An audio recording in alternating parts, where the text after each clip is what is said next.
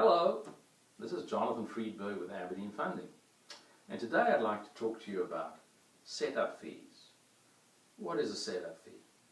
When we get a new client, it costs us a fair amount of money to set such a client up in our system. The fees that we incur consist of a number of items. Most of these are paid to outside agencies and are real direct costs that the factoring company bears. Let's list them. There are filing fees. We file what is called a UCC1 statement against the assets of your company. This records our interest in our collateral in the Public Records Office. This costs a fair amount of money. We also search the Public Records Office to ensure that nobody else has an interest, a prior interest, in your receivables. Very much like the case where you purchase a home, you borrow money from the mortgage company, and the mortgage company records its mortgage in the Public Records Office to ensure that everybody who looks at your title will understand that the mortgage company has a claim against it. If somebody else has already lent you money against the property, that is evident, and you will not be able to get a mortgage. So it's very much the same case with us. We need to be in what is called first position. In other words, in a position in which we have first claim against the value of your assets should, God forbid, a disaster or catastrophe occur. There are other things that we do.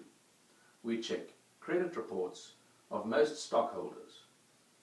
And why do we check the credit reports? Well, unlike other institutions, we're not necessarily interested in the absolute value or score that each individual stockholder might have.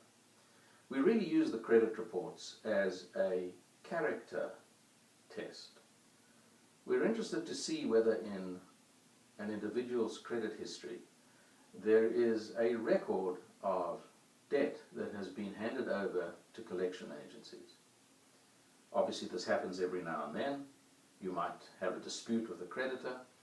But if we see an overall pattern in which this takes place consistently, that scares us extremely. Why? Well, if you are able to, without conscience or without reason and without an effort to repay, borrow money from people and then ignore the fact that you owe them when there's difficulty in your life and end up having legal actions brought against you, it is a sure indicator to us that if ever we are to call upon you as a personal guarantor to make good any monies that we've given you, that we've not been able to recover in any other way, that you might simply shrug your shoulders and walk away. Do we want to get into bed with somebody who has no fiscal responsibility? No. So that's something that we do as a matter of course. As I said, you can see that we're not particularly interested in your credit score, although if it's very, very low, there's obviously a reason for it, and that would cause us concern. The emphasis is really on your behavior. Unfortunately, it's probably a sign of the times, but we run criminal background checks on everybody that we do business with.